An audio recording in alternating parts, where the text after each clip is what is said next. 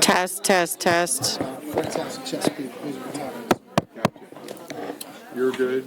I'm good.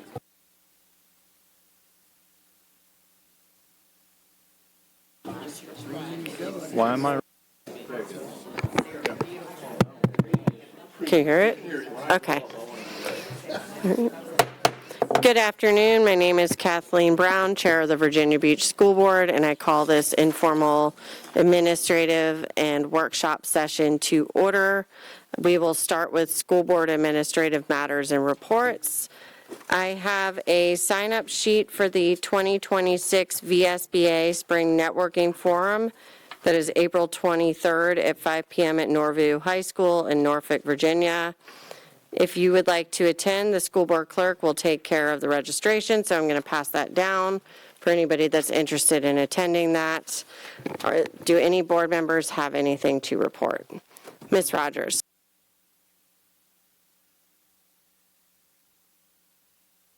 Yes. I just wanted to call the roll. Oh, thank you.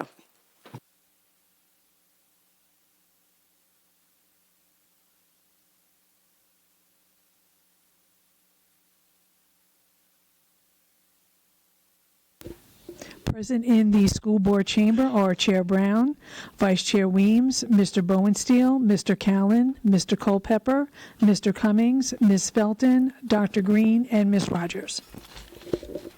Thank you. Ms. Rogers? Okay, thanks. I would like to take the opportunity to acknowledge the following recognitions and celebrations within our community. In the month of February, the community will recognize the following: American Heart Month, a nationwide observance by the American Heart Association and Center for Disease Control to raise awareness about cardiovascular disease, which is the leading cause of death in America. This month encourages Americans to focus on heart health through lifestyle changes, CPR training, and supports initiatives like the National Wear Red Day on the first Friday of the month to promote heart health especially in women. Ethnic Equality Month is dedicated to recognizing the importance of diversity, foster inclusion, and promote equal rights for all individuals, regardless of their race or ethnic background.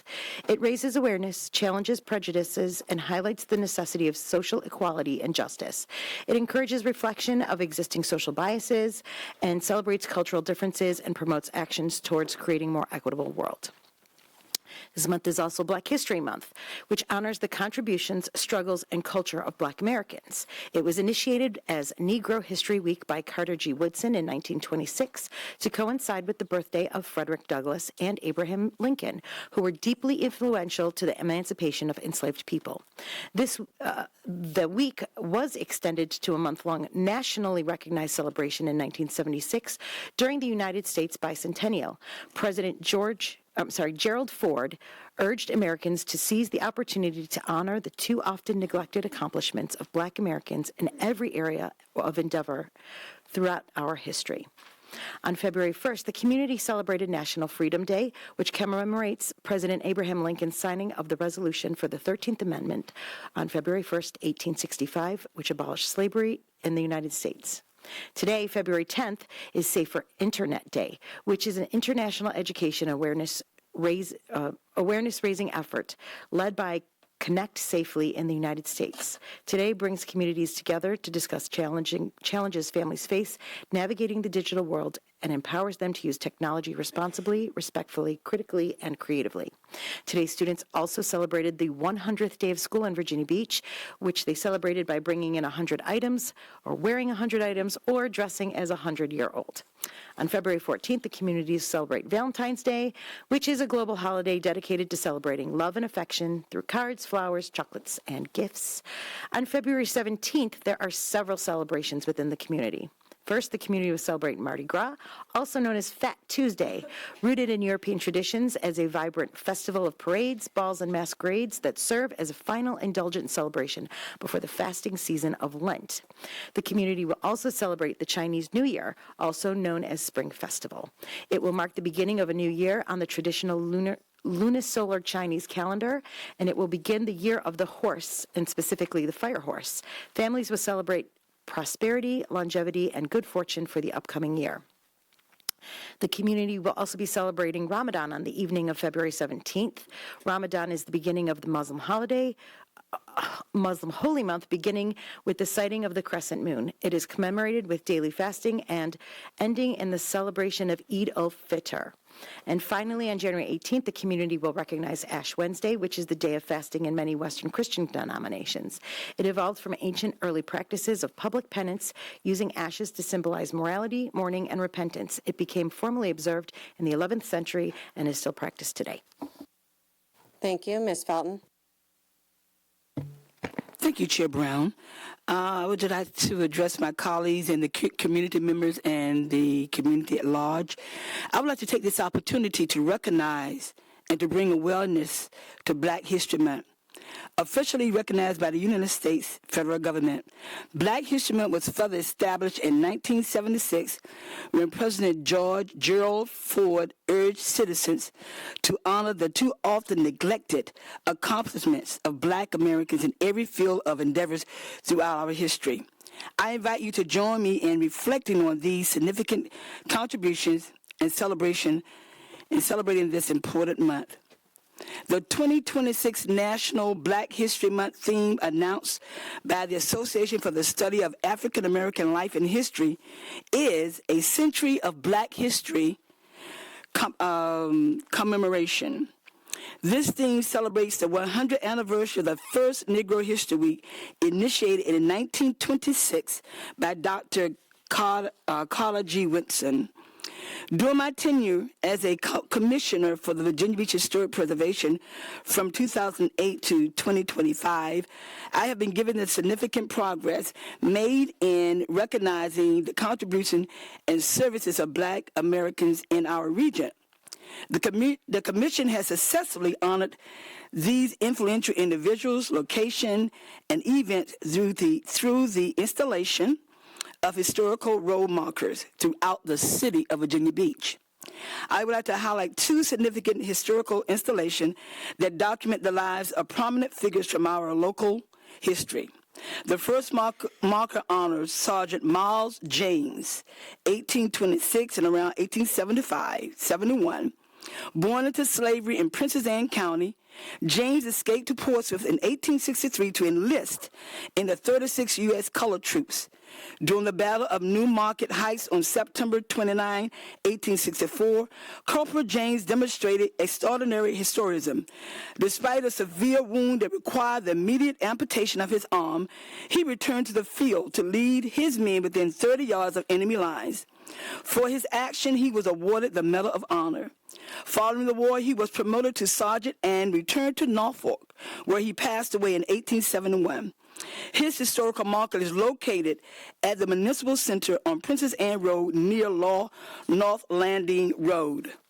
The second installation, funded by the Commission, commemorates Willis Augustus Hodges, 1815-1819. Born a free person of color in this area, Hodges was a tireless abolitionist. He frequently traveled to New York to advocate for the end of slavery. In 1847, he co-founded the anti-slavery newspaper, The Rams Horns, and maintained the correspondence with figures such as Frederick Douglass and John Brown. In 1867, Hodges became the first Black man elected in Princess Anne County, representing the locality in the Virginia Constitutional Convention. He later served 2 terms on the Board of Supervisors for the Kentsville Magistrate District and was the first African American to serve as the keeper of the Cape Henry Lighthouse. His marker is situated on South Witch Duck Road near Singleton Way. Thank you for your time.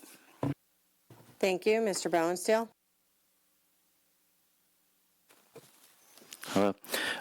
The governing board yesterday of the Green Run Collegiate met and they reviewed the head of school report. They were considering program and budget items related to enrollment, student performance, trips, testing fees, and fundraising. They're also got their gala coming up, their fundraiser at the Westin March 14th, and they reported that the ticket sales are going really well. They also have a financial literacy plan with TrueS tomorrow at Green Run Collegiate, where I will actually be part of the 10:30 session. And they only had 2 students who withdraw from school between the first and second semester, which is very happy for them because it's usually considerably higher. Thank you. Thank you. Okay, we are now on to the Mercer update, and we welcome Crystal Pate, Chief Financial Officer. Good afternoon, Chair Brown, Vice Chair Weems, school board members, Dr. Robertson. Joining me this afternoon virtually is David Keogh, Principal with Mercer, and in person, Linda Mackins, Director of Consolidated Benefits.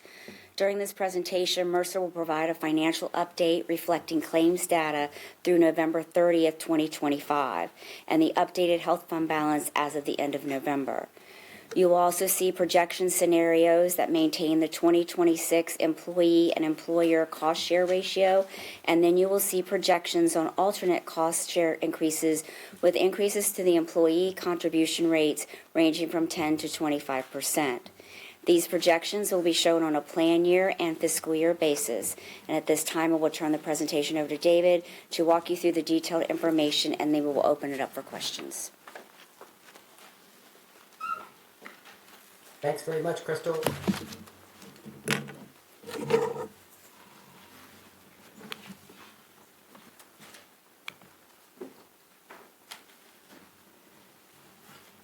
All right, I think Crystal covered. If you could pause for a second. Mr. Den, thank you. Mr. Den's going to adjust the volume here just a little bit. We're having a little trouble hearing you. Okay. Thank you.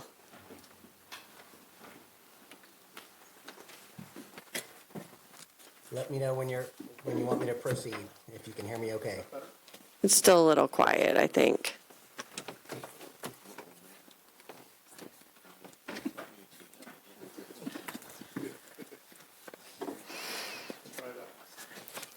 Okay, can you give that a try?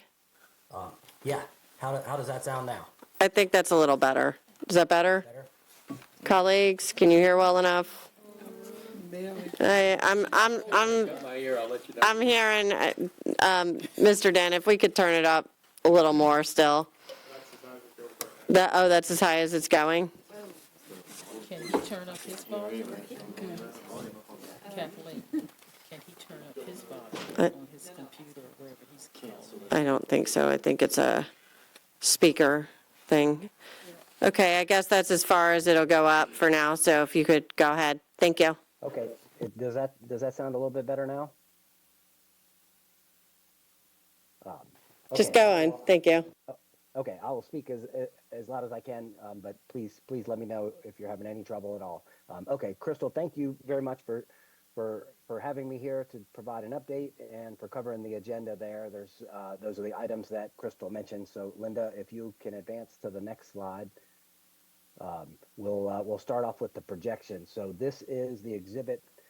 So as you know, we discussed previously the financial position of the medical and prescription drug plan using data through September of 2025. This update reflects experience through November, and I'm happy to report that there is some improvement in the plan performance, and we'll see how that trickles down. So I will get to each of the years here in just a moment, but if I could call your attention to the top row there, which is the gross cost. So that's the total cost of the medical and prescription drug plan before we consider whether the funding comes from the employer budget, the employee and retiree contributions, or from the health fund. And so you can see if you go from left to right, from 25, 26 to 27, you'll see the increases there. It went up about 8.5% from 2025 to 2026, and then another just under 9% for 2027. And so again, we're using data through November. So I'll start in the 2025 column, and we are updating the projection for the full year of 2025. So obviously, if we're using data through November, we've got 11/12 of 2025. And so as that, we use that data to just sort of project the end of the year for 2025. So you'll see there the health fund drawdown the red negative 1.9 million. So we're expecting the health fund to draw down with the experience in December, an additional 1.9 million, leaving a health fund balance at 11.5 million, which is projected at this time.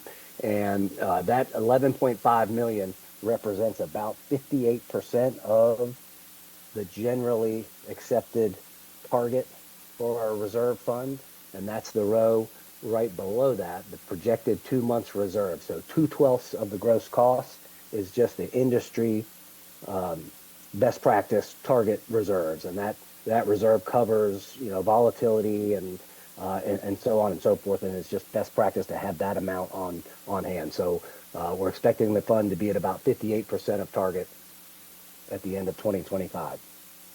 We move over to 2026, and we're continuing. We intentionally made the decision to rely upon the health fund to offset the employer and employee costs, just as we've done in 24 and 25, as a stabilizing force. So that was a decision, and you'll recall the health fund had built up over time due to favorable experience, or experience being more favorable than the budget rates that had been set previously. And so the intention was to use those funds to put them back into the plan to help stabilize the experience as it has exceeded budget over the last couple of years. But let's talk about 2026 and see how that flows through. And so with the updated experience, the gross cost of 128.8 million shows an improvement of about $4 million from the exhibits that we share with you for data through September.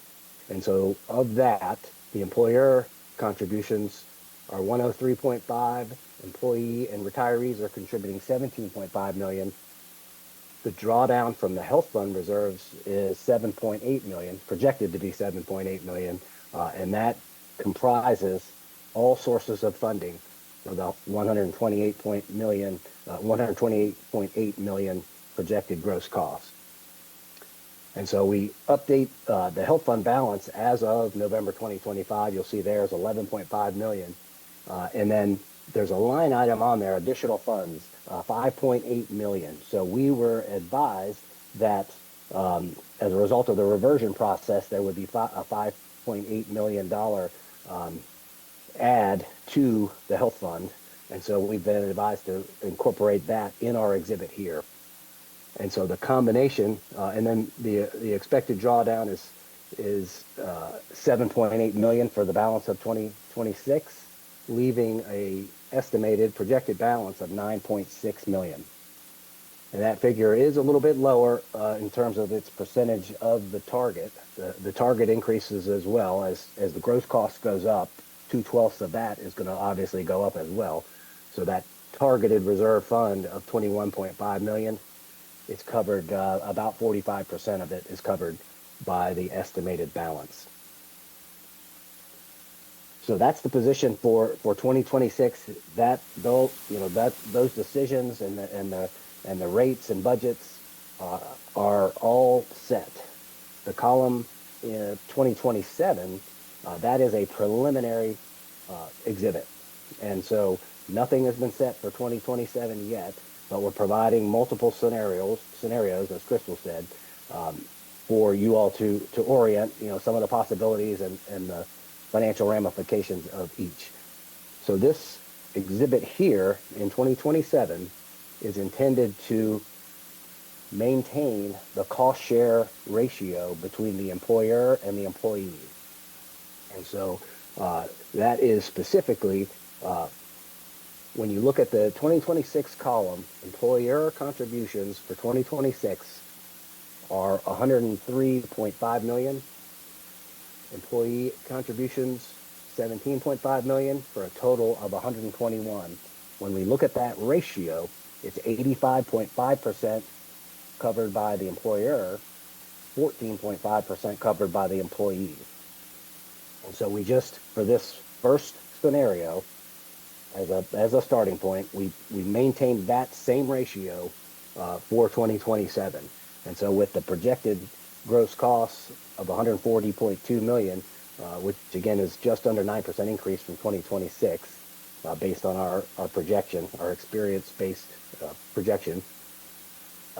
You'll see the figures there. So that $120 million for the employer contribution, that represents about a 15.9% increase to the employer budget.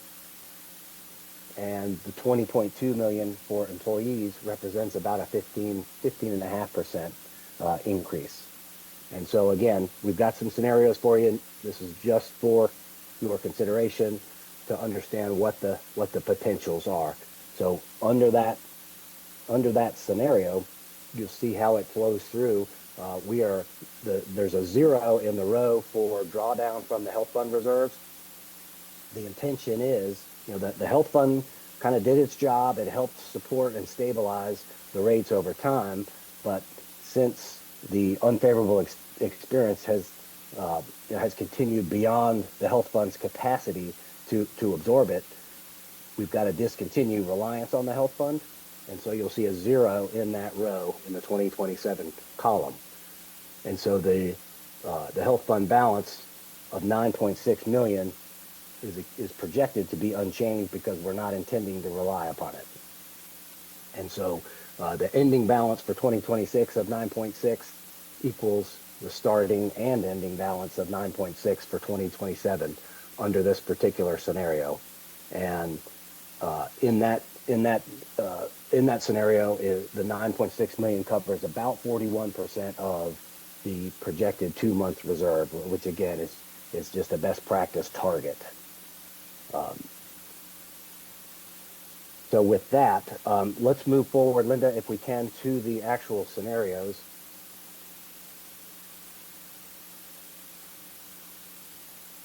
On the next slide. So the scenario I referenced that it was a little over 15% when we preserved the same cost share ratio. That happens to be closely in line with the 15% scenario. So what we've done is we've modeled different scenarios using the projection based on November data for 2027 to come up with different scenarios to allow you to consider what the ramifications are.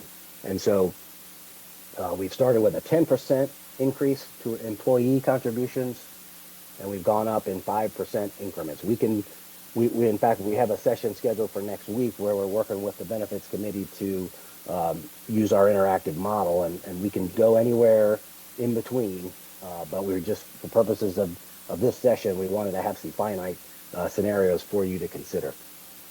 And so if you look at the figures here from an employee perspective, each 5% increment, that's worth about $900,000. So when you go from 0 to 5, 5 to 10, 10 to 15, each 5% increment is worth about $900,000, and that is on a pre-tax basis for employees. So it'll be a little bit less than that, but just for context, if we think about the total employees and retirees in the plan, and just look at an average, it would be each 5% increment. Look at this here. Well, actually, I'll start with a 10% increment because that's the first column. So that 10% increment, that on average represents about $205 per employee per year, which is about $17 per month. And of course, it'll be a little bit lower for those individuals that are enrolled in single coverage, a little bit higher for those that are in family coverage. But we'll drill down to that when we have another session with the committee to look at the ramifications on an actual tier basis, so the specific tiers. So you can see, so that $900,000 for each 5% increment will shift from the employer to the employees, or vice versa, as you raise the employee contribution, going from 10 to 15 to 20 to 25. And so you can see we're not relying on the health fund. So if you look across each of these scenarios, the health fund balance is unchanged from its starting point or projected ending point. It's just the the impact is coming from either the employee or the employer.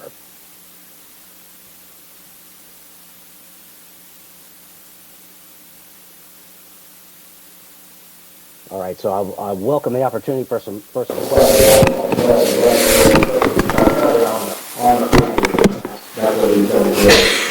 But first of all, I'll show the fiscal year as well. So if you can advance one slide to the fiscal year projection. So this slide ties back. And if I could just pause you for a second, do you have notes related to this presentation as well? Because I'm sure some board members are going to want to go back through the context that you presented here that you might be able to share with the board, like what you're speaking off of. So do you have notes related to what you're talking about so that you can share with the board from your presentation? Yeah, absolutely. Okay, all right. We can provide the exhibit to show those different stories, absolutely. Okay, thank you. If you could just continue, and then we'll do questions at the end. Thanks. Yep. Sounds good. All right. So if we can get back to the fiscal year projection.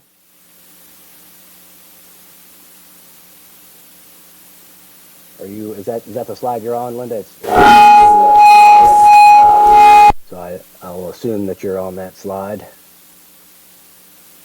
Yeah, okay, there we go. I can see it in presentation mode now there. So the calendar year, the plan year is the calendar year, and that's what we just talked about. So 25, 26, and 27. The fiscal year, it runs July to June, and so we've got the 25 column in here just for consistency's sake, but obviously the fiscal year ending June of 2025 is complete, so there's nothing to project there. It just the numbers are final. And then in the 2026 column, running from July of 25 to June of 2026, we've got data through November, so we've got about the first 5 months of that period. So we've still got some projection, we've still got some estimates to go, and we want to do that. And so you'll see that the gross costs are 124 million. That same figure for the calendar year, the full calendar year of 2026, that was 128.8 million. And so since the calendar year is projecting further out into the future, there's more healthcare trend applied to the data, and that makes the calendar year figure higher. And then there's also that seasonality element too, where costs are projected to be higher in the second half of the year after individuals meet their annual deductible and their annual out-of-pocket maximum. Once those events occur, the plan ends up paying a higher percentage of costs. So costs generally are higher in the latter half of the year due to that phenomenon. And so the fiscal year figures are a little bit lower because they're sooner in time, and then you've got that seasonality estimate element in there as well.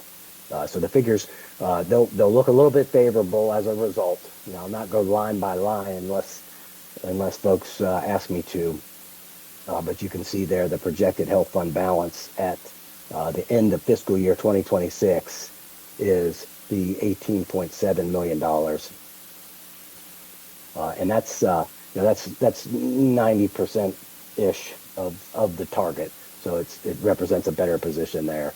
And then 2027, same thing. We're projecting it's about 9% higher, and so you can see the ramifications there. And this is the same scenario, the same ratio of cost share for employee and employer. And then on the next slide, Linda, if you could advance one, we've showed the ramifications for the fiscal year for each of the scenarios that we talked about, 10, 15, 20, and 25% increases to the employee. So the takeaway there is things have improved for a couple of reasons. The experience improved, as well as there was the injection of the $5.8 million into the health fund. Those phenomena have helped. We are in the process. Again, this data is through November. Our next iteration will include data through December, and so we're working on that. It'll, generally speaking, it would be predicted to have, with just adding 1 month of data, the change would be expected to be less than it might be with 2 or more months of data, as with this update. But just providing that context. So that's all the slides that we've got to orient you to the updated projection. We've got detail on the methodology that we've talked about previously in the appendix for your review. But at this time, I'm happy to take any questions that you may have. All right. I don't see anyone in line right now, so I have one question while I give a chance for my colleagues here to chime in. Is my interpretation of the projections correct in that the revenue between employer and employee is less than what the projected claims are, and so therefore making it so we're drawing down the health fund balance by $7.8 million in 2026? Is that assessment correct? That's exactly right. So the funding for 2026 is set and was known to be relying on the health fund. And so you'll see there's essentially 3 categories of funding: employer, employee, and then health fund. And that reliance is $7.8 million. Okay. All right. Thank you for that. All right. Mr. Culpepper. Let's see. I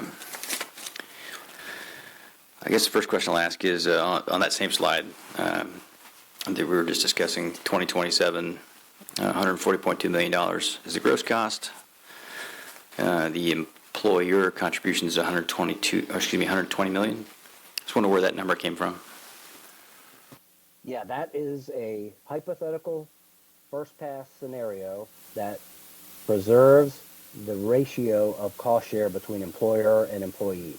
So no decisions whatsoever have been made on that.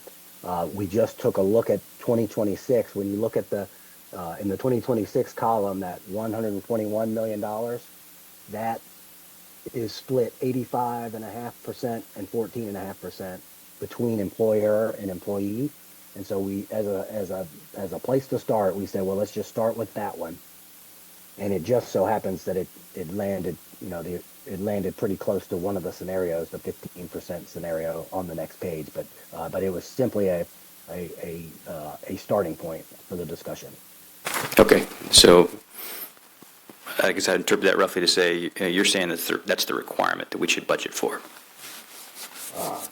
Well, so if you all, based on all the constraints that you have to contend with, it's at your discretion. And so that's why we wanted to provide multiple scenarios depending on your access to funding and the considerations that you want to make.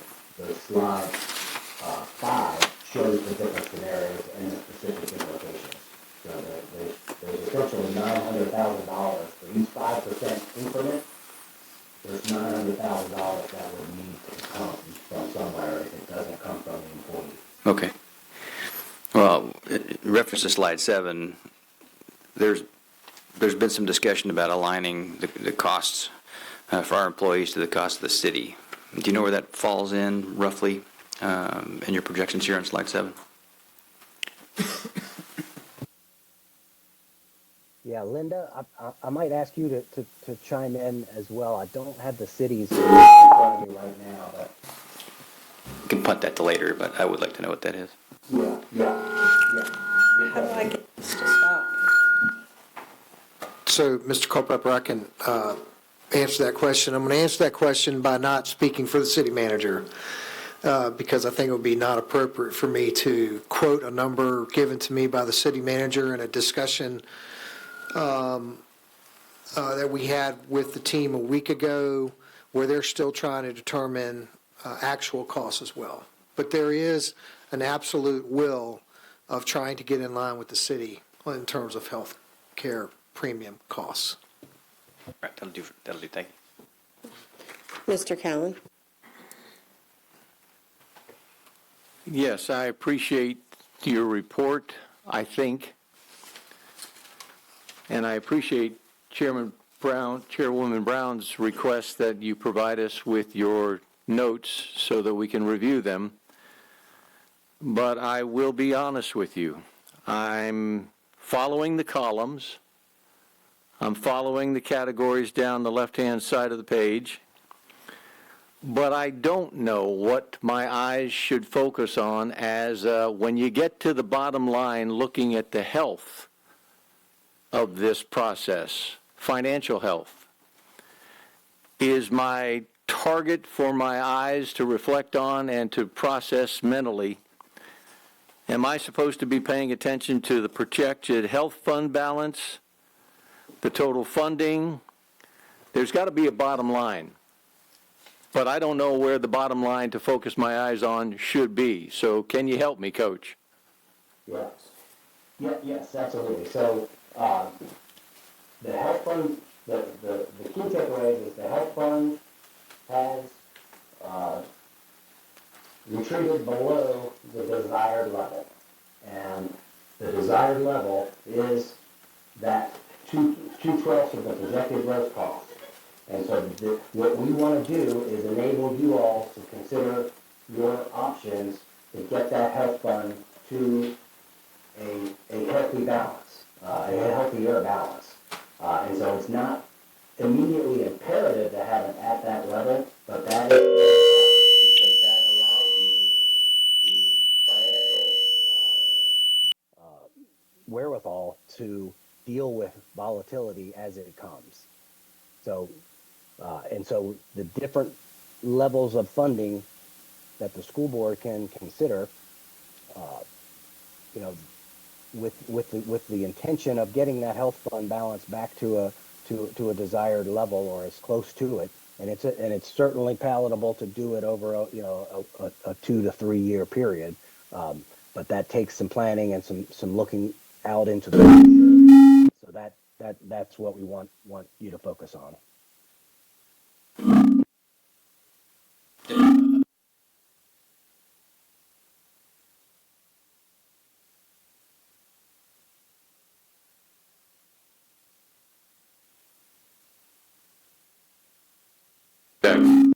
That.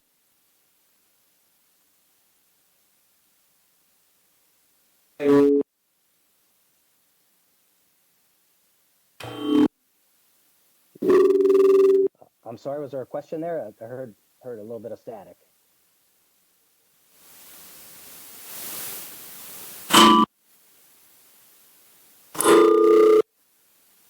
Okay, we're going to have to take a recess to fix this feedback issue so that we can continue.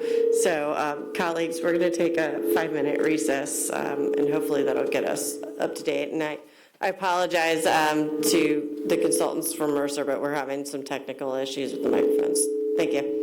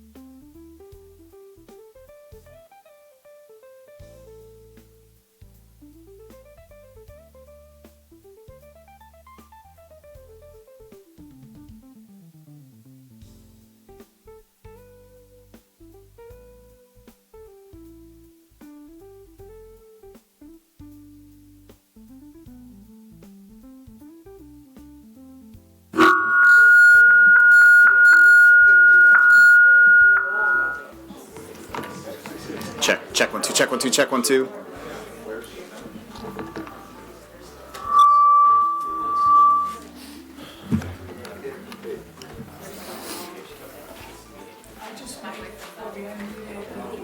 The feed. Okay.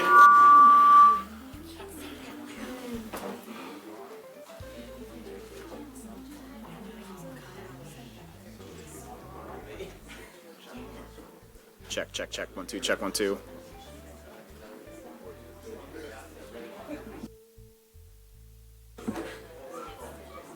Check 1 2 check 1 2 check 1 2 check 1 2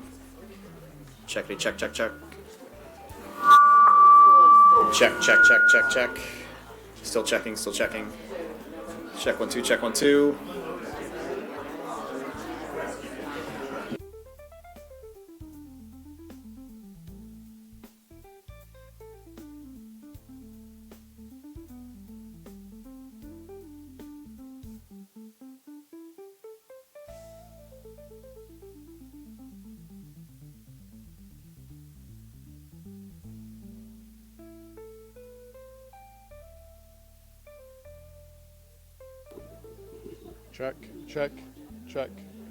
Check 1 2.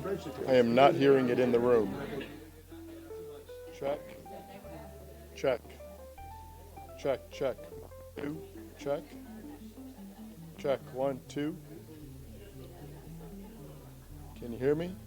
Are you seeing lights lighting up in there?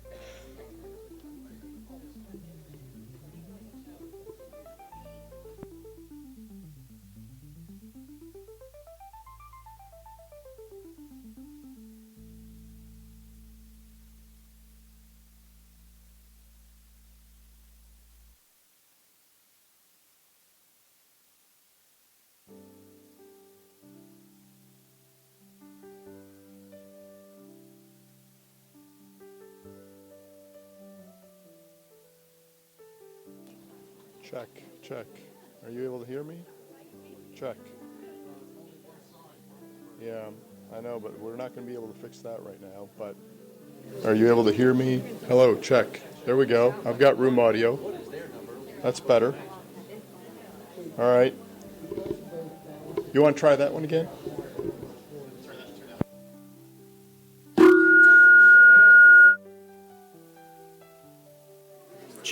Check 1 2 check 1 2 check. Check 1 2 check 1 2 on the lectern. Check 1 2 check 1 2 standing far away. Check 1 2 check 1 2. Check 1 2 check 1 2 1 2 3 4 5 1 2 3 4 5 5 6 7 8 9 10 5 6 7 8 9 10 1 2 3 4 5 6 7 8 9 10.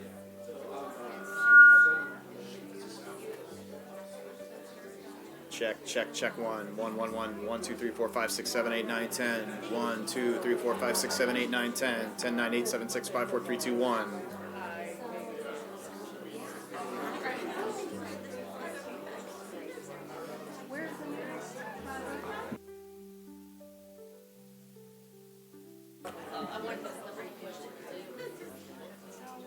Check 1 2 3 4 5 6 7 8 9 10 10 8 9 7 6 5 4 3 2 1 1 2 3 4 5 6 7 8 9 10 10 9 8 7 6 5 4 3 2 1. Probably skipped a few numbers. 1 2 3 4 5 6 7 8 9 10 A B C D E F G. Okay, yep.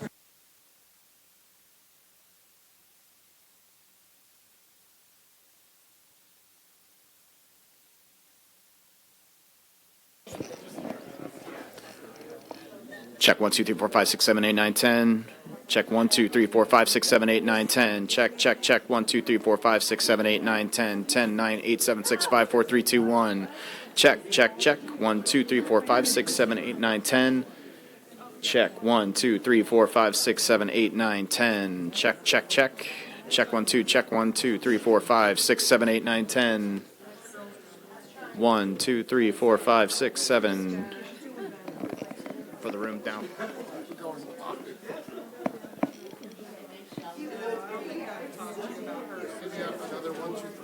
One, two, three, four, five, six, seven, 8, 9, 10. All right.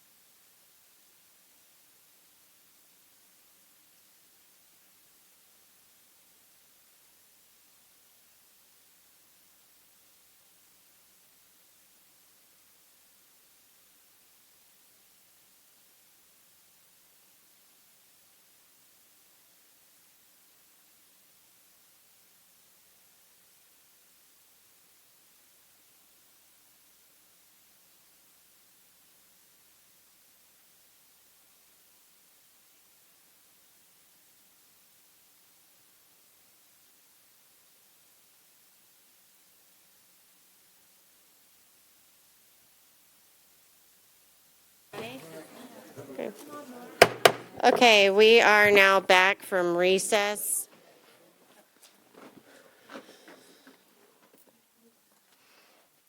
Okay, and you can go back ahead with your follow-up questions, Mr. Callen. Yes, I think, in light of the conversation that I just had, that the bottom line that we're focusing on is the projected health fund balance at year end. Am I correct in that understanding? That gives you a look at what the health of the health fund will be at the end of that year. And then further from that, just to get to the point that David had mentioned, where it's best practice to keep 2.5 months of gross cost in your health fund so that you have the flexibility when, claims are higher than expected. That is the 23.4 million. And so if you look in that 2027 column, I'm looking at page 4. It's below where we would desire to be at 2.5 months of gross cost. Hang on, let me find you. You're on page 4? Yes. And what column, 2025, 26, or 27? 27. Okay. And we're looking at what line item on the left-hand side?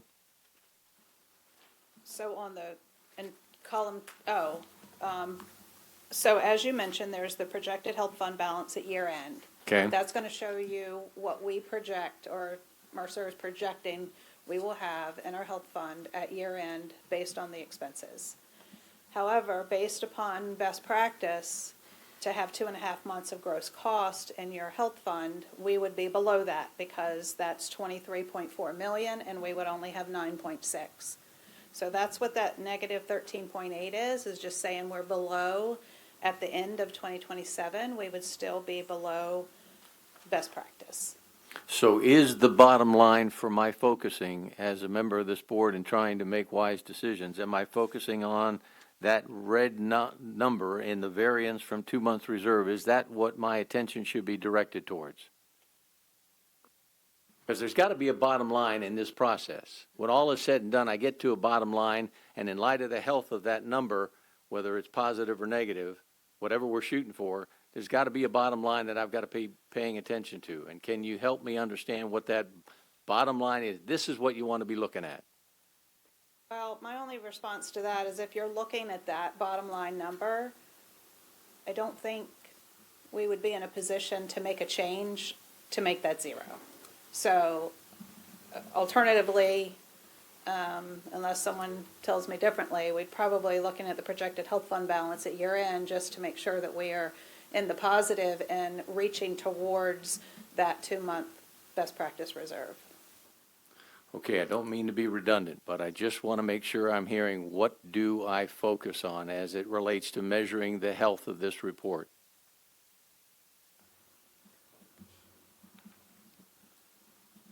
Yeah, Mr. Callen. Please. Yeah, yes. So that number is a very important number. It's a single number that, in general, can illustrate the overall health of the fund. So right now, or this 2027 column, the balance of the fund is 9.6 million. In a perfect world, you would have 23.4 million projected to be in there, and that would have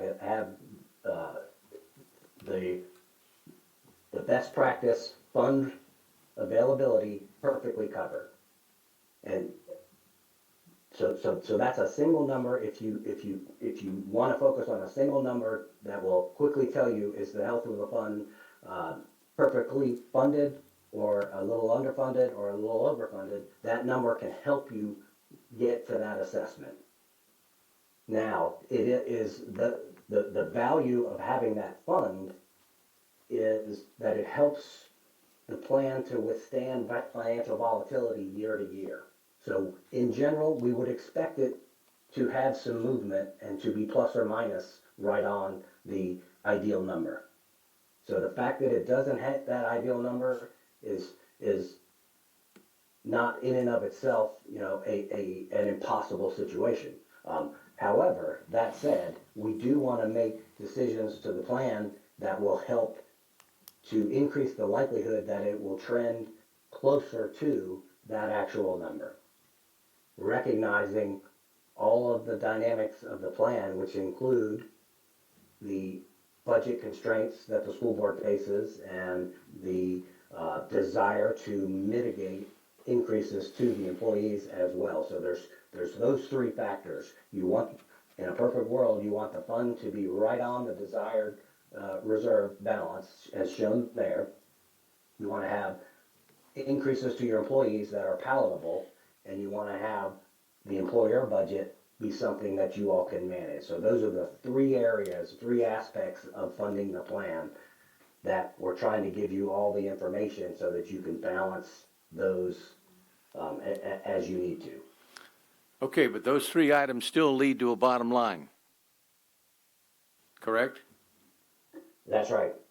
And that bottom line is the variance from the 2 months, the projected health fund balance, or something else?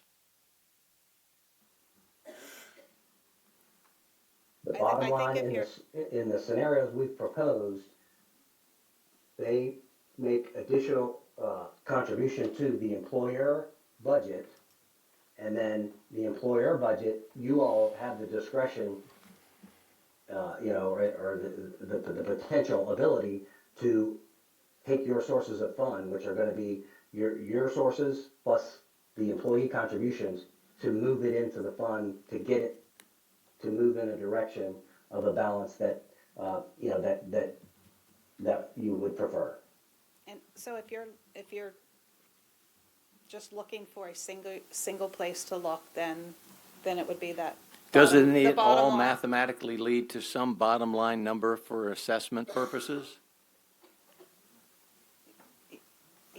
And if so, what is that bottom line I'm supposed to be focusing on? I hate to be making I would just. this difficult, but I'm trying to do my job and understand the process and arrive at a wise decision. Yeah, I think, Mr. Callen, what might help is the bottom line is the cost of the gross cost of the healthcare plan. $140.2 million. Now, look, let's all be clear. That is not the number that it's going to be when it's all settled. Okay? We're basing, this report is on November 2025 data. On March 3rd, we're going to give you a presentation which will include December 2025 data, which means we'll have the entire year of 2025 into new projections.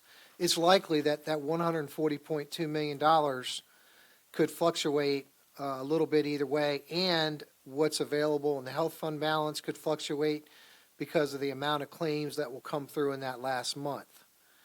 And then it's still at that point, we're looking at trend data to make a projection that even on March 3rd will be 9 months out to January 1, 2027. So we're not saying that at this point you guys got to make decisions on 140.2, but what you do eventually have to do is help us in developing the budget, how much money we put into the employer portion of health care, how much money we put in to rebuild the health fund balance. You also will have the opportunity out of this year's operating budget to make a decision later in the spring to move additional money from this year's operating budget into that health fund balance to rebuild that health fund balance further. And again, the goal would be, the gold standard is that you have 2 months of reserve based upon the annual cost. So it's not crystal clear at this time. I say amen to that. Thank you for your efforts, and I appreciate yours as well, Linda, and you as well, sir. But I'm still looking for Waldo. Ms. Rogers. Thank you so much. I'm going to direct my questions at Dr. Robertson, if that's okay. I know that you already discussed that we want to be aligned with the city, but I was, and maybe I was wrong, but I was of the understanding that when we had given our stipend and then that had finished, so to speak, that we were aligned. Are we not? I'm confused on that. We are aligned with the city, yes. Okay, so We were that's- not aligned with the city in 2023, 2024. Right, because we were and giving the 2020. stipend. Correct. Okay, Well, so, not the stipend, we were using the health fund balance to lower their costs. right, and that's what I was saying, stipend. So we were lowering the costs in 22, 23, but now that that's ended, because I don't know where the discussion was about being aligned with the city, so that's why I'm saying. So we are currently, our employees in the school division are paying the same amount that the city employees are. That's The correct. question is whether or not that's going to increase based on the projections and based on what we're expecting to happen. And if we're gonna have to ask all the city employees to pay more, and we're gonna have to put in more for ourselves. That's That's the correct. understanding. Okay, I just wanted to make that clear. Thank you. All right, thank you. I think my questions are related to how this goes into budget, so I'm going to save that for budget. All right, and we are now on to the budget workshop number 4, and we welcome Crystal Pate, Chief Financial Officer, Jack Freeman, Chief Operations Officer, and Matthew Delaney, Chief Schools Officer. Okay, good evening, Chairwoman Brown, Vice Chairwoman Weems, school board members, Dr. Robertson. So this evening marks our 4th budget workshop presentation. The agenda for this evening is shown on this slide. We begin by sharing positive news regarding a budget award, followed by addressing questions from school board members. We will then provide updates on any recent actions or directions from the General Assembly and at the federal level. And next, we will present a preliminary budget balancing update and a capital improvement plan or CIP update. We will conclude this portion of the meeting with time for questions and discussion before transitioning to the final departmental presentation. The Budget and Finance Department is very proud to share that it has received the Government Finance Officers Association's Distinguished Budget Presentation Award for fiscal year 2025 budget document. This recognition highlights excellence in budget presentation and reflects the division's strong commitment to transparency, clarity, and best practices in public budgeting. The division had not submitted a budget document for award consideration since 2019, when changes to the application criteria made participation particularly challenging. With recent adjustments to the criteria, the team set a goal to once again pursue this recognition, and their efforts were rewarded. This award is a true testament to the dedication, professionalism, and exceptional work of the budget staff. Moving on to school board questions. The first school board question was a request for departmental organizational charts. This slide is an example of BBCPS's organizational leadership chart. All departmental organizational charts have been uploaded to the school board secured site for your review. The next school board request was for an inventory of school buses and their ages. This slide provides a summary of the fleet, distinguishing between buses used for daily pupil transportation and those for other purposes, including activity buses, the reading bus, the energy project bus, and buses utilized for work-study equipment programs. A file containing the complete inventory, including vehicle ages, has been posted to the school board secure site for your review. The next school board request was for a list of deferred maintenance projects totaling $1.3 million, as shared during the January 27th meeting as part of the Department of School Division Services presentation. The projects included on the list range from replacement of expansion control joints, speakers, damaged floors, windows, office units, and other facility-related needs. A file containing the complete list of the deferred maintenance projects has been posted to the school board secure site for your review. The next question was regarding the number of buildings with solar panels. We have 8 buildings that have completed solar panel installations. 1 building is currently in the design phase, and 2 additional buildings are under evaluation and being studied. The final question focused on the Virginia Retirement System plans and the associated costs to the division. For professional plans 1 and 2, which is the first column, first table at the top on the left, which includes teachers, school counselors, psychologists, library media specialists, principals, assistant principals, and central office instructional administrators and the like, this table shows the employer contribution percentages for the defined benefit, the health insurance credit, and group life insurance. These employer contribution rates are applied to eligible payroll, not to total compensation, and not to the employee's contribution. Both the employer and employee contribution rates for professional employees are mandated by the General Assembly. The next table displays employer contribution rates for non-professional plans 1 and 2. So this is the table at the top on your right. This includes classified hourly and salaried staff such as bookkeepers, custodians, bus drivers, and food services staff. Again, these rates apply to eligible payroll. Contribution rates for the employer and employee for the non-professional classification are actuarially determined by Virginia Retirement System for our specific employee group. The table that is on the left at the bottom reflects the professional employees under the VRS hybrid plan. VRS hybrid employees are provided a contribution to a defined benefit, a health insurance credit, and group life. Employer contribution rates for each of these remain consistent with plans 1 and 2. Employees on the hybrid plan also participate in a defined contribution plan with employer matching contributions to a 401A and a Virginia local disability program. There is a mandatory 1% contribution by both the employer and employee, and in addition, voluntary employee contributions are matched by the division according to the employee's contribution. So for example, if an employee voluntarily contributes 2%, then Virginia Beach City Public Schools must contribute 1.5%. This contribution rate varies.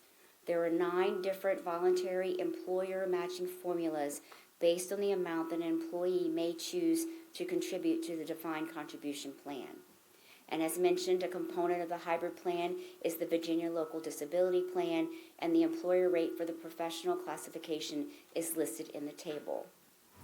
The final table at the bottom right presents employer contribution rates for non-professional hybrid plan employees. Defined benefit, health insurance credit, and group life rates remain unchanged from plans 1 and 2. The defined contribution structure mirrors that of the professional hybrid plan, with a separate employer contribution rate for the Virginia Local Disability Plan. Regarding the General Assembly update, as you know, former Governor Youngkin included a bonus for SOQ positions in his proposed current biennial budget. One of the amendments adopted on Friday converted this bonus from a percentage-based increase to a flat dollar amount, and provided greater flexibility in how and when bonuses may be distributed. While the House and Senate differ slightly in dollar amounts, both chambers adopted the same approach. We are currently seeking clarification on specific language in the legislation to ensure we completely understand the intent if this passes. It remains unclear whether there will be any additional amendments to the current biennial budget, which will be introduced as the process continues. And at this time, there are no further updates related to the next biennial budget. Committee amendments are expected to be released within the next couple of weeks. On the federal front, at the last budget workshop, I shared positive news at the federal level. A minibus appropriations package provided a $5 million increase to impact aid compared to the fiscal year 2025. A $20 million increase for Title I Part A, and a $20 million increase for IDA Part B, and maintain flat funding for most other K-12 programs. There were no apparent changes to these funding levels in the legislation subsequently approved by Congress and signed by the President. Funding for Carl D. Perkins and Adult Education and Family Literacy Act programs remain near fiscal year 2025 funding levels, and the maximum annual award for the Pell Grant Award was maintained. Additionally, the final legislation increased funding for the U.S. Department of Education by approximately $217 million above fiscal year 2025 levels. Moving on to the budget update.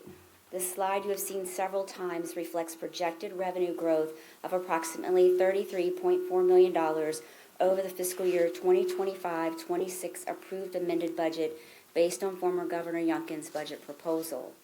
These projections exclude budgeted debt service and pay-go amounts, which are treated as off-the-top expenditures. And as always, these figures are preliminary and subject to change as the state budget process continues.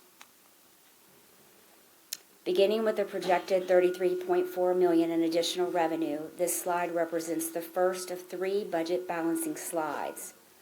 The first 3 items were information we have previously shared with the board. The first 2 represent the Part 1 and 2 personnel and non-personnel cuts totaling $5.2 million. You may recall from the January 13th presentation that these reductions build upon reductions already made over the past 3 years, totaling approximately $16.7 million. The next line item represents the projected savings of $18.1 million due to changes in the VRS fringe benefit rates. The 2 lines highlighted in yellow relate to health insurance employer contributions. The first highlighted line of approximately $9.2 million was based on Mercer's projections using claims data and the health fund balance as of November 2025. Per Mercer's presentation, employer contributions for the 2027 plan year over the 2026 plan year show an increase of approximately $16.5 million. So an estimated portion of this increase for fiscal year 2027 is represented by the $9.2 million. And please note that since this projection is based on November 2025 data, it will be updated as we move through the year. The next line shows an additional $5 million being dedicated as an additional employer contribution. This additional funding will go directly to the health fund balance to help rebuild the reserve to the recommended 2 months of gross cost. The next section highlighted in green has to do with employee compensation. At the January 27, 2026 school board workshop, Siegel, in collaboration with the Department of Human Resources, presented 2 compensation scenarios for consideration to address employee salary increases. For the teacher pay scale, scenario A from the Siegel presentation was a 2% increase to the entry level and a 1.5% step increase to support a 3.5% increase for eligible employees at a cost of approximately $14.9 million. We have added additional funding of approximately $7.7 million for teacher compensation shown in the next line. This additional funding will add another $1,000 to the entry level, which will flow through the pay scale, resulting in an overall average increase of 5.23%. Moving to the unified scale, scenario A from the Siegel presentation was a 2% increase to the entry level, with a 1% step for years 1 through 14 and a 1.5% step for years 15 and above, to support a 3 to 3.5% increase for eligible employees at a cost of approximately $8.5 million. We have added additional funding of approximately $2.6 million for compensation for employees on the unified scale. This additional funding will add an additional 1% to the entry level, which will flow through the pay scale, resulting in an overall average increase of 4.17%. Consistent with the school board's interest in increasing the starting salary for teachers, the proposed funding places a greater emphasis on the teacher pay scale. This approach results in a salary increase for teachers that exceeds the unified pay scale increase by more than 1%, supporting recruitment and retention efforts.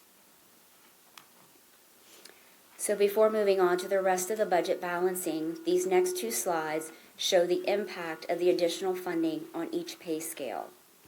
Beginning with the teacher pay scale, this slide displays the current 2025-2026 salary scale in the second column, and the proposed adjustments for the 2026-2027 school year using scenario A from the Siegel presentation on January 27th. Under the 2025-2026 teacher pay scale column, the starting salary is $55,687.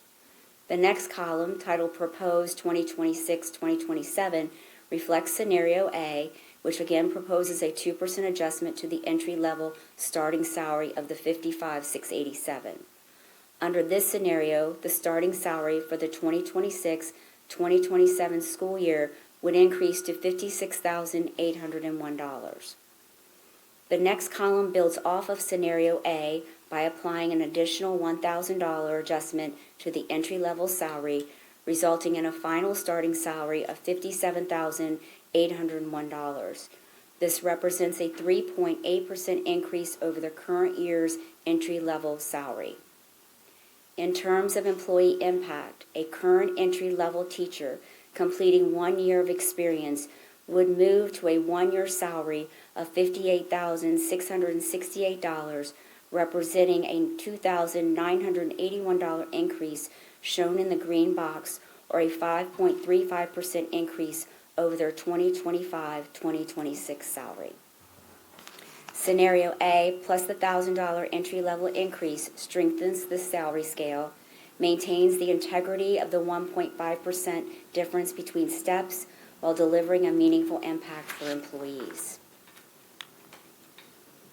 For the unified pay scale, we will continue to use grade 7 to demonstrate the employee impact for increases. As previously shared, this pay grade is used to compensate bus assistants, cafeteria assistants, as well as custodian 1 employees. Beginning with the 2025-2026 current starting pay rate of $15.76, applying Siegel's Scenario A for the unified scale, which proposed a 2% adjustment to the entry-level pay rate, the starting pay rate for 2026-2027 would increase to $16.07. Building off of that Scenario A and implying additional 1% increase to the entry-level pay rate, the next column shows the new starting pay rate of $16.23. This represents a 3% increase over the current year's entry-level salary. Under this option, an employee completing 1 year of experience would now move to year 1 for 2026-2027 with a pay rate of $16.39. This represents an increase of 4.02% or 0.63 cents per hour over their current 2025-2026 pay rate. Scenario A plus the 1% entry-level increase improves the starting salary for employees, maintains the 1% step for years 1 through 14 and the 1.5% for years 15 and above.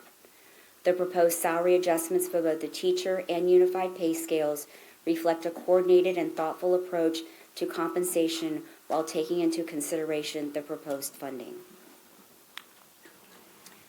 So transitioning back to the budget balancing, this slide continues the list of items proposed to be funded for fiscal year 2026-2027. Well, I'm not going to go through each one, but I will take a moment to highlight some of the items. Funding for unpaid student meal debt. The board has received presentations on this issue, and it continues to rise, so we have included $250,000 to assist in offsetting that debt. McKinney Homeless. It has been mentioned in a departmental presentation the rising costs of the federal mandate requiring the school division to transport homeless students to their school. There is an effort to try and mitigate this cost by bringing some of these services in-house. So we have dedicated an estimated amount of funding in the amount of $500,000 for drivers and vehicles. While the process of estimating the exact cost of this opportunity is ongoing, it was important for us to include some funding at this time for this initiative. There is also $500,000 to fund the traditional McKinney-Vento transportation program as those costs continue to rise above what we currently have in our budget this fiscal year. The next item is interactive whiteboards. While we have been utilizing a break-fix system for our interactive whiteboards for a few years and using mid-year funds for replacement, we are putting them on a replacement cycle with funding built into the base budget. Based on the information from the Department of Technology on our current inventory for these items and age, we have included $1 million to start the replacement cycle. And the last item I will mention on this slide is $107,650 to restore early commitment incentives for student teachers. This next slide is the final slide for budget balancing. And again, I'm not going to read each of these items, but only highlight some of them. $520,000 to increase funding for state-mandated indoor air quality assessment cycle testing. $410,000 to increase funding to support ADA building compliance. $500,000 to increase funding for utilities.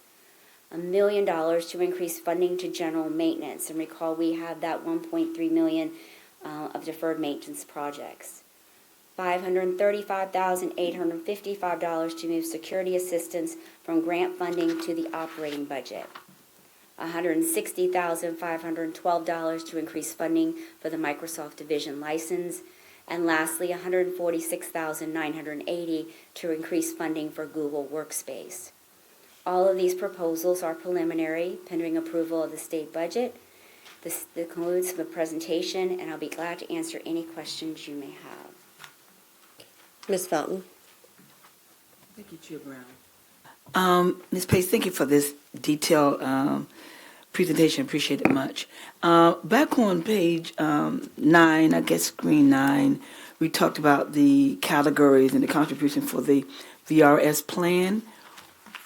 Which category would the school bus drivers fall under? So they will be on the non-professional, and depending on when they were hired or whether, I don't know if they could opt in at the time that they could opt in. After a certain date, if they were hired, they are automatically in the hybrid plan on the non-professional scale.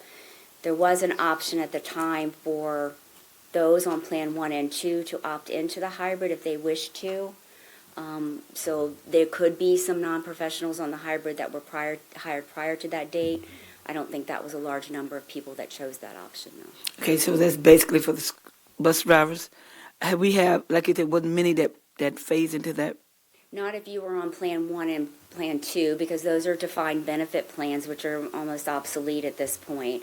So, but there were, it's been a while, but I do recall that there were some employees that did make that option, but most of them stayed. If they were Plan 1, Plan 2, they stayed with those plans. Okay, thank you. I just want to point out the time, since there's 3 folks in line, if we could just keep an eye on how long we're going. Ms. Rogers? Thank you, Ms. Pate, for this presentation. I, again, just wanted to reiterate that is, and I guess maybe ask, but this $1,000 to the entry level, that increases $1,000 to all the steps, right? On the teacher pay scale? Yes, because I want to make sure that we're not experiencing compression when we're adding $1,000. So that was one of, right, It okay. flows through the entire pay Yep, scale. I just wanted to make sure. And then for the preliminary budget balancing, I am really excited to see that you have a planetarium teacher projected. I know that the planetarium has not been open for many years. We loved the planetarium teacher who was there. He was incredibly talented. And so to know that the planetarium is coming back, and hopefully with that same teacher who was absolutely incredible. It's one of my kids' favorite things to do each year, and it was super sad to not have it for several years. So very glad to see that. Thanks. Vice Chair Weems? Thank you.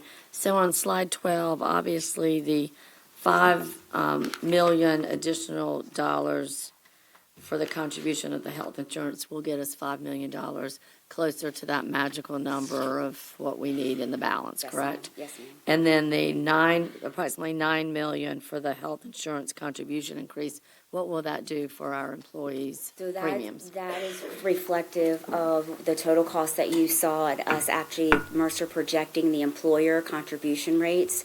So those rates are what have been loaded into the budget system based on that difference we see in the plan year of that projection. So it'll give us more revenue from the employer side that will, depending on claims, trend, and data, it could contribute to the health fund balance, or it just could help us pay the claims and not touch any type of health fund balance. Okay. So it's not going to do any, this on this particular line will not do anything for the employee. that Okay. it would just help offset any cost. I mean, again, it just depends on Right. what that decision is made, but it's, Okay. it's us trying to maintain that trend as we see it right now for the employer based on what you saw earlier Okay. this evening. Okay, all right, thank you. Mr. Callen? Yes, ma'am. If I could direct your attention to slide 9. There were 4 categories of employees, and I believe you made reference to the fact that some of these items are mandated. Could you revisit what category is represented by the mandated items? Sure. So on the professional plan, which were normally our teachers, our school counselors, a lot of the central office administrators, for those, the employer and employee contribution rates are mandated by the General Assembly. For which category? Is it the defined benefit, the health? or- Health insurance and the group life. All of them All are of them, mandated? Okay.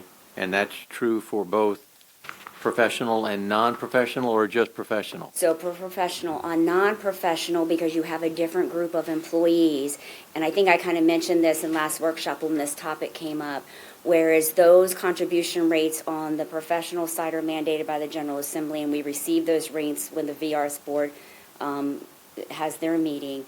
On the non-professional, they're actuarially determined by VRS. So our division can have different employer contribution rates for those employees than another local division, and we each will receive our own letter, if you will, for those contribution rates. So if I'm hearing you correctly, on the non-professional side, of the 3 items that are listed there, are all of them mandated?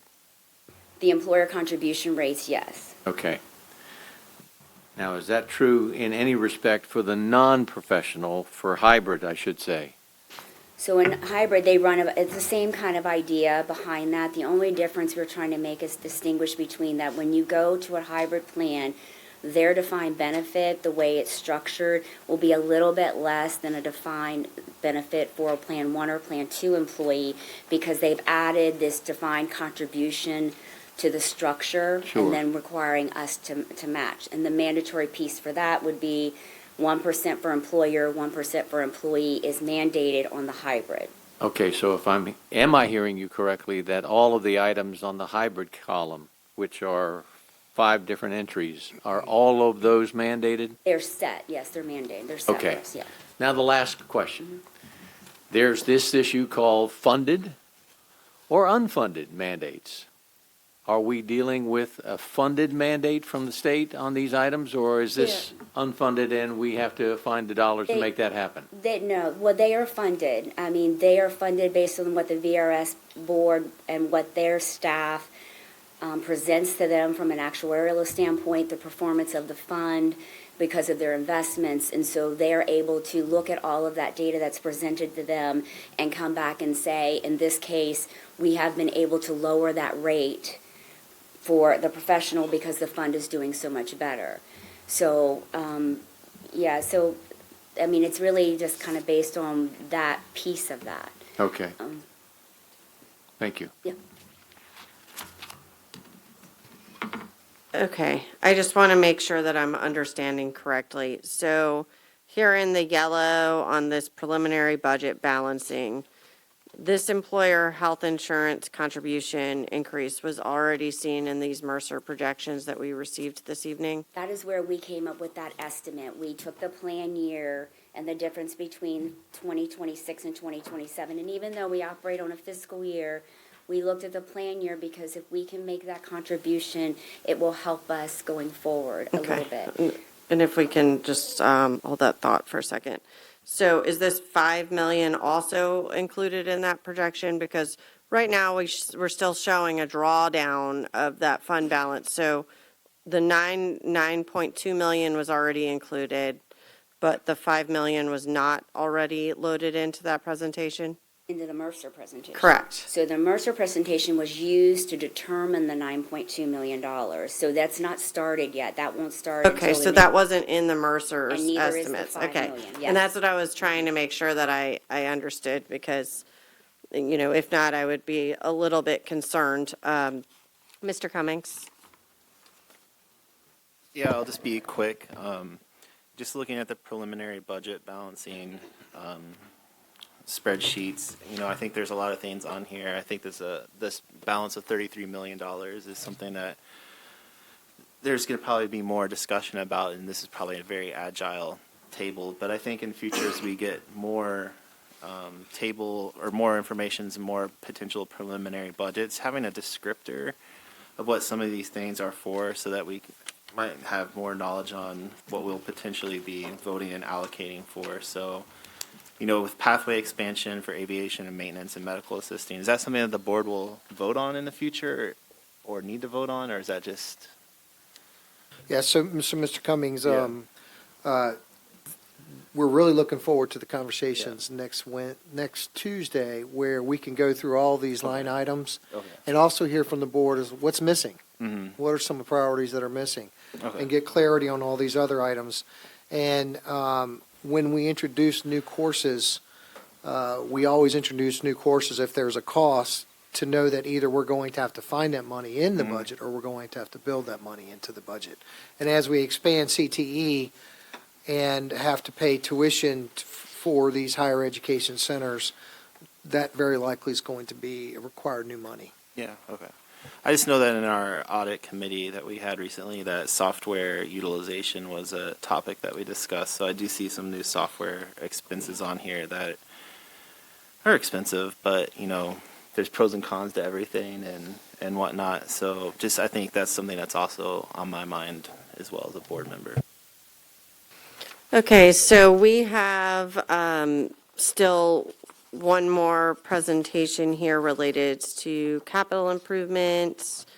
And so we're not going to be able to do that here in our workshop. And so I just wanted to ask my colleagues if you would rather put this on information. I think we have some staff that wouldn't ordinarily stay here to the end of our meeting. On information C when we go to the adoption of the agenda, or if you want to just leave it on the end after everything else has been voted on. So, I think we should move it to C2. That would be my recommendation, but I just wanted to ask the board before I brought that forward. It doesn't really modify the agenda a lot. So, all right, well, with that, we are going to recess, and we will reconvene at 6 p.m. for our formal meeting.